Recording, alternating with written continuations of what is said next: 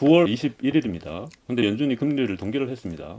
지금 두 분은 잘 모르셨던 걸로 추측이 되는데 일단 웃고 계시지요. 우리 리치 아빠님은 알고는 계셔. 예, 저는 금리에 굉장히 민감하기 때문에 한 달에 이자 나가는 게 몇백씩 되기 때문에 밤잠을 설치면서 확인하고 있습니다. FOMC 회의할 때마다 저는 회의하기 전부터 확인을 하고 있어요. FOMC가 생중계를 안 하는데 그걸 왜 밤잠을 설치는지는 모르겠지만 하여튼 기사가 뜨는 걸 항상 확인하고 있어요. 그러시군요. 예, 하여튼 뭐 예. 그렇고.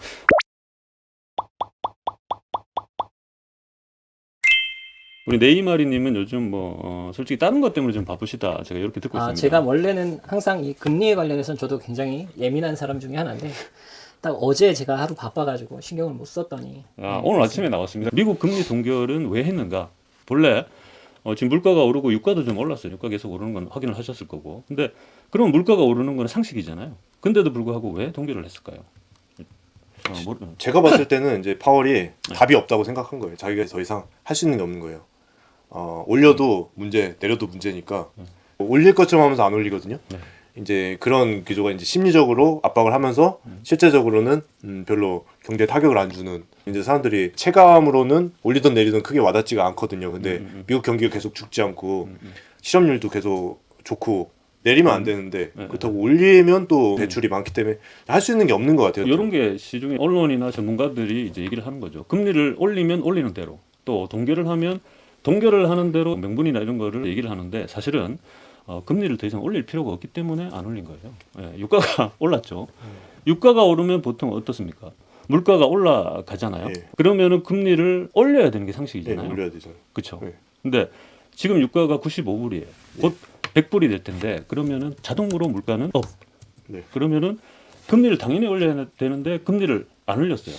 그러면 답은 여러 가지가 있을 수 있는데, 보통은 물가가 그렇게 안 오를 거다, 생각보다는 덜 오르기 때문에 금리를 동결을 했다. 그리고 향후에는 유가도 지금은 좀 오르겠으나 나중에는 낮아질 것이다, 이런 수준의 얘기들을 많이 해요. 근데 그게 과연 우리가 진정성 있게 들어야 될 워딩인지, 아니면은 신용화폐에 대해서는 특히 기축국의 통화를 가지고 그게 신용화폐에 종이 돈일 뿐인데, 이 종이 돈의 현물 가치가 대비되는 거는 지구상에는 이제 원유입니다. 원유에 어떤 화폐가 결제가 될 수 있고, 유일하게 이제 결제가 되는 화폐가 기축국의 그런 지위를 갖는 거고요. 해서 일단 원유 가격 대비 이제 현재 몇 달러에 거래되는지는 그 달러의 가치를 상대적으로 반추할 수 있는 그런 중요한 잣대가 되는 건 맞거든요. 달러가 무지하게 많이 풀린 상황인데 너무나 많이 금리를 올리니까 이제 긴축을 더하면 말씀하신 대로 일단은 월가가 싫어해요. 그리고 모기지나 여러 가지 대출을 받았던 사람들이 그만큼 어려워질 가능성이 되게 크지 않습니까?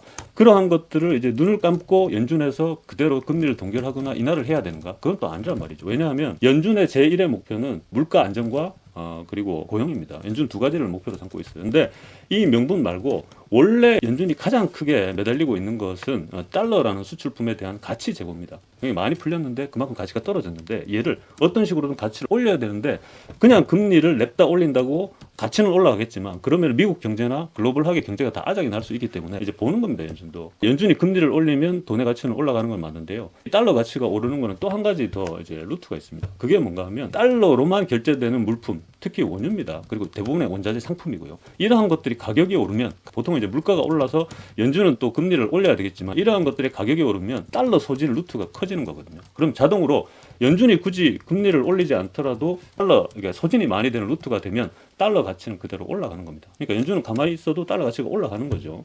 이런 밸런스 게임 같은 메커니즘을 조금은 알아야 됩니다. 특히 블룸버그를 보면 연준의 이제 점도표, 그리고 동결한 이유, 이런 것들은 그때그때의 명분에 따라서 바뀝니다. 그걸 계속 보시면은 확실히 알 수 있고요. 근데 저는 이미 1개월 전부터, 그때도 유가가 계속 오르고 있다라고 했고, 가장 공신력 있는 가격표를 제시하는 데는 대한민국의 석유공사거든요. 발행한 리포트를 보면 주 단위로 봤을 때 WTI가 이제 92달러 정도 됐고요. 곧 이제 100달러로 갑니다. 사우디 감산, 러시아 감산, 이런 류의 감산에 의존한, 추세적일 수는 없으나 곧 100달러가 되는데, 이 구간이 길어지면 길수록 물가는 오를 수밖에 없습니다. 그럼에도 불구하고 연준은 어차피 유가 올라봤자 오래 못 가. 그리고 미국 경제가 안 좋을 것 같아. 그리고 물가도 오르고 있지만 이거 나중 가면 내릴 거야. 이런 식의 워딩이 블룸버그의 대부분을 차지하고 있습니다. 이거는 그냥 끼워 맞추는 거예요. 이런 거를 안개처럼 만들어 놓고 그때그때 우리 말을 들으십시오, 이 말이 맞습니다라고 가스라이팅 하는 게 되게 크다라고 생각을 합니다. 이제 네. 연준의 파월의 매파적 발언과 함께 금리 동결이 일어나다 보니까 이제 우리나라는 그러한 워딩을 어떻게 받아들일지 네. 이제 하느니 금리 인상 압박을 또다시 동결로 이어갈지 네. 혹은 그 압박에 못 이겨서 다시 한 번 정도는 상승을 할지 네. 금리 인상을 할지가 좀 많이 궁금하나요? 저는 추론을 할 수 있을 것 같아요. 저는 9월에 연준에 이제 시가 있는지 모르고 11월에 있거든요, 보통. 그때는 동결을 할 것이다라고 이미 여기저기 써놨었어요. 유가가 이렇게 오르면.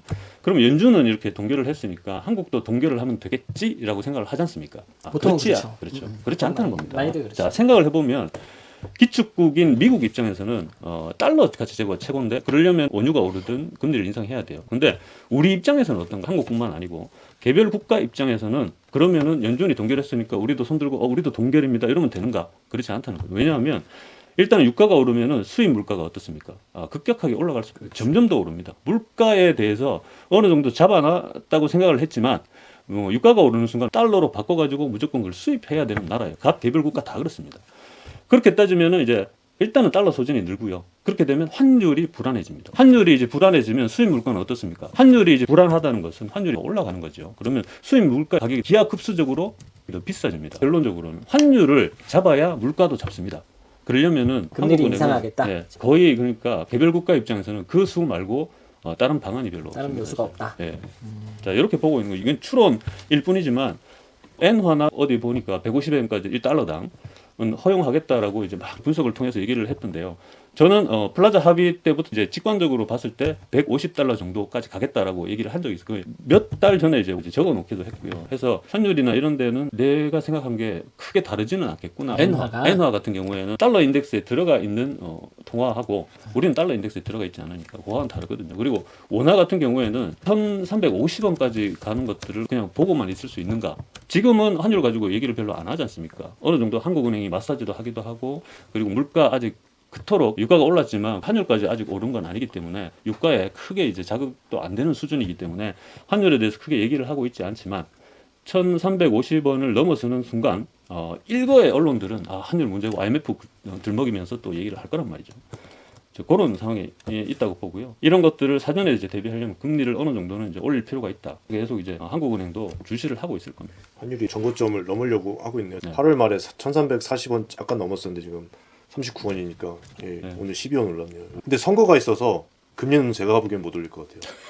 국내 정책도 굉장히 중요합니다. 네, 네, 맞죠. 정말 제가 봐도 하느는 기초 체력을 시험 당할 시간이 곧 오거든요. 그러니까 금리를 올리게 되면 다양한 투자 시장에서 금리 인상으로 인한 이런 하락 압박이 굉장히 강할 수밖에 없어요. 부동산 시장이든 주식 시장이든 다양한 정책 변수도 존재를 하고요. 예, 아직까지는 좀 기초 체력이 받쳐주지 않나라는 생각에 저 좀 동결을 조심스럽게. 겨울이 되면은 서민들을 더 신경을 써야 되기 때문에 추운데 기름값도 올랐는데 금리까지 올랐다. 그럼 먹고 살기 힘든다는 얘기 나오면 선거에 영향이 없을 수가 없거든요. 제가 보기엔 선거 전까지는 금리는 미국 금리가 엄청 오르지 않는 그냥 계속 동결 기조로 갈 것 같고요. 그럼 올해 지금 1월 달에 금리 한 번 올랐나요? 그때부터 계속 동결이에요. 그럼 올해는 그냥 2023년은 동결로 간다. 저는 이렇게 생각하고 있습니다. 저는 이제 좀 다르게 생각하지만 금통위 회의록이 리포팅이 돼서 나온 게 있거든요. 8월에 우리는 금리 동결을 했지 않습니까? 거기에 보면 동결을 할 때 금통위 위원들이 전원 만장일치로 금리 동결을 얘기를 했었어요. 그거는 맞아요. 그리고 상당히 대출에 대한 취약점을 다들 코멘트를 했었습니다. 그렇지만 환율이 지금 버티고 있기 때문에 몇몇 분들은 환율에 대한 리스크, 환율이 올라간다는 거죠. 리스크가 있기 때문에 향후에 이런 부분들을 보고 금리에 대한 인상 혹은 긴축이라고 하더라고요. 긴축을 지속적으로 유지를 해야 된다. 이런 식으로 워딩을 했었습니다. 긴축이 여러 가지가 있을 수는 있어요. 대차 대조표 축소하듯이 시중에 있는 돈을 하느니 이제 흡수하는 식이 될 수가 있고요. 그게 더 리스크가 더 클 수도 있고 그거와 더불어 얘기를 한 게 가계대출이 6월, 7월, 8월부터 증가하는 폭이 되게 많이 늘었어요. 대부분의 이제 가계대출은 담보대출이라고 보면 되고요. 이제 특례 보금자리론이라고 있지 않습니까? 그거에 대해서 되게 많이 사람들이 제너러스해진 거예요. 그걸 통해서 지금이라도 빨리 집을 사야지. 약간은 그것도 가스라이팅이라고 생각을 하고요. 인플레가 되는 건 맞는데 인플레 시대에 정말로 필요한 것은 돈일 수도 있습니다. 필수재의 물가가 너무 올라 의식주가 있지만 그 중에도 식이라고 보면 되거든요. 엔겔 지수라고 있지 않습니까? 내가 이제 번 돈에서 이제 식료품비가 얼마나 차지하는지 우리는 하위 계층도 아니고 차상위도 아니거든요. 그런 분들은 물가를 잡지 않으면 치명타를 입을 확률이 높습니다. 금통위 회의록에도 그러한 것들이 군데군데 녹아 있습니다. 그러니까 딜레마인 거죠. 금리를 올리지 않고 환율을 잡을 수 있으면 하면 되는데 유가도 올랐는데 환율도 어그러졌어. 직격탄을 누군가는 맞을 수밖에 그 없고. 우리나라는 IMF 이후에 외환 보유고가 굉장히 많기 때문에 환율을 어느 정도 방어할 수 있잖아요. 외환 보유고는 이제 안정적으로 이제 되고 있는데 7월 한 달 사이에 외환 보유고가 원화로 환산을 했을 때 조 단위로 개입을 한 겁니다. 근데 그게 외환 보유고 전체 입장에서는 많은 돈은 아니에요. 한국은행이 환율에 대해서 나름대로의 이제 천장 가이드라인을 세우고 그거를 육박하려고 하면 돈을 쓸 것 같거든요. 근데 외환 보유고가 아무리 많다고 그래도 10% 정도가 환율 잡는 데 쓰여가지고 없어진다 하면은 바로 해외 펀드나 애들이 달라들어서 문제가 될 소지가 있습니다. 이게 저는 자세한 메커니즘은 잘 모르겠지만 물가가 오르는 건 사실 절약할 수 있어요. 덜 탈 수 있고 뭐 밥도 조금 덜 먹을 수 있고 좀 이거 돈을 절약할 수 있는 범위가 있는데 금리는 올라버리면 이건 방법이 없어요. 서민들 입장에서 뭐 대출을 갑자기 상환하기는 어렵거든요. 그러니까 지금 시점 같은 경우에는 가계 대출이 부동산 시장이든 투자 시장이든 뇌관이 되어 가고 있어요. 예, 뇌관이 되어 가고 있다 보니까 이 뇌관을 한국은행이라든가 정부가 굳이 자기네들이 터트릴 이유는 없다. 왜냐하면 금리 인상으로 촉발되는 사태들이 굳이 정부가 만들까라는 생각이 들면 저는 뭐 금리 인상하지 않을 거다라고 이야기를 하고 있죠. 대신에 그냥 공급을 좀 많이 늘릴 것이다 이렇게 해서 수요 심리를 조금 줄이고 있긴 한 것 같아요. 지금 대출도 다시 부동산 거래량은 제 특파원의 제보들에 의하면 거래량이라든가 매수 심리가 다시 한번 침체되어 가고 있다. 옛날처럼 막 영끌해서 이제 사자는 심리는 조금 줄어들 것 같아요. 그러면 어쨌든 대출도 조금 덜 늘어날 테고요. 정책 발표 거기서 풍선 효과가 일어날 수도 있을 것 같고요. 맞아요. 이게 정책 발표라고 하게 되면 건설 공급에 있어서의 이 원활함을 주기 위해서는 규제 완화가 필요할 수밖에 없거든요. 근데 이 규제 완화가 웬만해서는 이제 정부도 좀 조심스러워하는 것 같아요. 국토부 장관이 나와가지고 세제적인 혜택을 주지는 않을 것이다. 그리고 뭐 오피스텔을 뭐 주택 수에 제외시키거나 이런 일은 없을 것이다. 이렇게 공식적인 발표를 한 거 보면 이번에 이 정책 발표가 생각보다 속빈강정이 될 수도 있다. 얘들도 너무 리스크를 안 안고 가려고 하니까 제대로 된 정책이 안 나오고 자기들이 맞아요. 발표한 정책마저도 지금 실행이 안 되는 게 너무 많잖아요. 뭐 취득세라든지 보유세라든지 양도세 완화 이런 것도 잘 안 되고 있고. 그 점에서는 두 분 이제 의견도 존중을 합니다. 정부적 판단이 안 들어갈 수는 없어요. 근데 분명히 어느 순간이 이제 되면 그런 것들이 이제 아무 소용이 없는 순간이 있을 거고요. 지금 보면 주식도 마찬가지라고 생각을 하는데요. 부동산을 특히 보면 금리하고 거래량하고 이제 소비 심리가 살짝 사그러든 거는 맞거든요. 왜 그런가를 이제 이거는 데이터를 보기는 봐야 되는데 안 봐도 알 수 있는 게 특례 보금자리론에 이제 받을 수 있는 그거를 줄였어요. 그러니까 일시적 1가구 2주택이나 이런 일반형은 아예 중단시켰죠. 그렇죠. 그리고 6억 이하에만 특례를 해주는 걸로 그렇게 완전히 줄여버렸기 때문에 이게 되게 컸고요. 공급되던 유동성이 주니까 대출을 못 받으니까 매수 심리나 소비 심리가 사그러든 거는 맞거든요. 해서 명확하게 계속 얘기하고 있지만 금리와 정부 정책에 좌지우지되는 부동산 이제 장세는 이게 박스권이 될 확률이 되게 높다라는 거죠. 그래서 물론 싸게 사면 됩니다. 경매나 이런 걸로 되게 이제 싸게 샀으면 이미 이제 그 받아줄 사람들이 어느 정도 있기 때문에 그건 상관이 없지만 이제 특히나 1주택을 사야 되는데 그러면 1주택은 언제나 사는 것이 옳다. 이렇게 어프로치하는 것은 조금 문제가 있지 않겠나 싶은 겁니다. 1주택 분양가에 사면 그래도 괜찮은 것 같아요. 정말 희한한 건 뭐냐면 저와 바라보는 뷰가 굉장히 비슷해요. 저도 부동산 시장을 볼 때 유동성을 항상 이야기하거든요.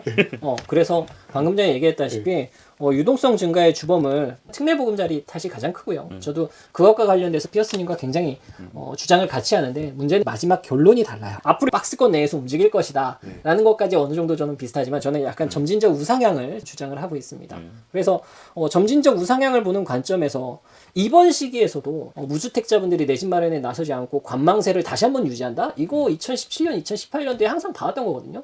지금은 집 살 때가 아니다. 이렇게 정말 많은 전문가들이 혹은 있는 집을 파시라. 주택을 가지고 있으면 후회할 것이다. 이렇게 얘기를 했던 거거든요. 저는 그 관망세를 택해서 벼락거지가 되어 왔던 분들을 정말 많이 봐왔고 무주택자이신 분들이 아직도 무주택자이신 분들을 많이 봐왔기 때문에 내 집 마련에 대한 시점은 오히려 지금이 적기가 아닐까라는 생각을 하고 있습니다. 제가 조심스럽게 추석 이후 장을 전망을 해보면요. 가을에 되면 계약이 도래가 돼요. 근데 지금 전세가가 많이 오르고 전세가 물량이 많이 줄었기 때문에 이번 가을에는 사람들이 갱신을 많이 할 거예요. 옮겨가기보다는. 그럼 갱신이 되면 이제 그만큼 전세 물량이 줄어들어서 이제 가격이 상승하게 될 거예요. 그렇게 잠깐만 무슨 말? 밑에 것도 네이마리님하고 괴를 같이 하는 건 맞아요. 이제 유동성이 좌우되는 건 맞고 결론이 다른 것은 다주택자 입장에서와 이제 처음에 집을 사야 되는 입장하고 저는 이런 것들을 두루두루 봐야 된다는 입장이에요. 그리고 전세 가격이 매매 가격을 이제 상승시킬지 하락시킬지 대한민국에서 큰 역할을 하는 건 맞거든요. 고정을 지적을 하셨는데 전세 물량이 별로 없다. 이렇게 이제 말씀을 하신 거잖아요. 네, 네. 지금은 이제 별로 없으신 것 같잖아요. 줄어들고 있다. 네, 네. 줄어들고 있다라고 네, 얘기를 네, 하는 네. 거죠. 일단은 전세 물량이 주는 거는 공급이 줄 수도 있고요. 수요가 많을 수도 있고 이것도 상대적인 거거든요. 근데 이게 문제가 뭔가 하면